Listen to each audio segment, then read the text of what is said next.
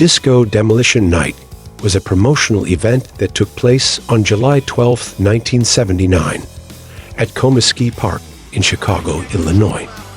It was intended to be a doubleheader baseball game between the Chicago White Sox and the Detroit Tigers, but it quickly turned into a chaotic and infamous event.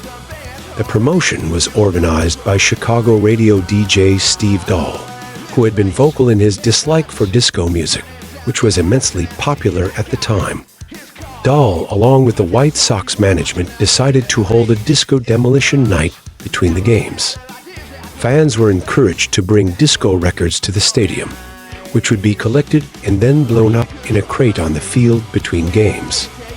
As the evening progressed, the atmosphere became increasingly rowdy. Thousands of fans showed up, many of them with more records than expected.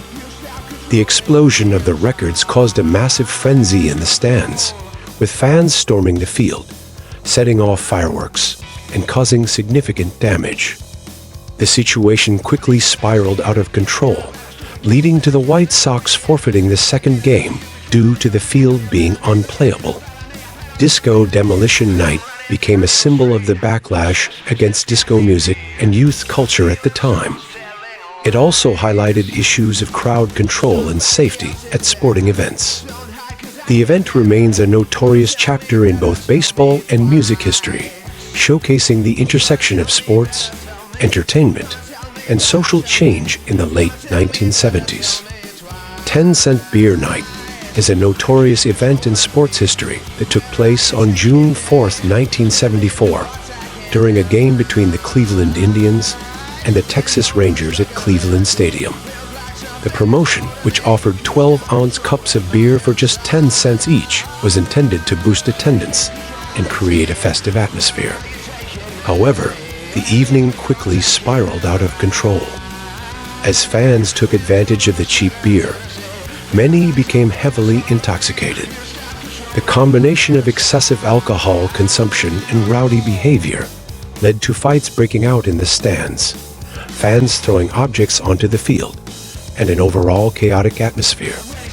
At one point, a group of fans stormed the field and began assaulting Rangers players, prompting the Indians to come to their defense with bats in hand.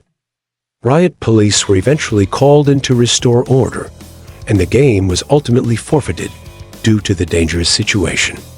The fallout from 10-Cent Beer Night was significant. It highlighted the risks associated with excessive alcohol consumption at sporting events and raised questions about the responsibility of sports teams in managing fan behavior. The Cleveland Indians later held another promotional beer night, but with stricter limits on how much beer each fan could purchase. 10-Cent Beer Night remains a cautionary tale in sports marketing, illustrating the importance of thoughtful planning and consideration of potential consequences when organizing promotional events involving alcohol and fan engagement.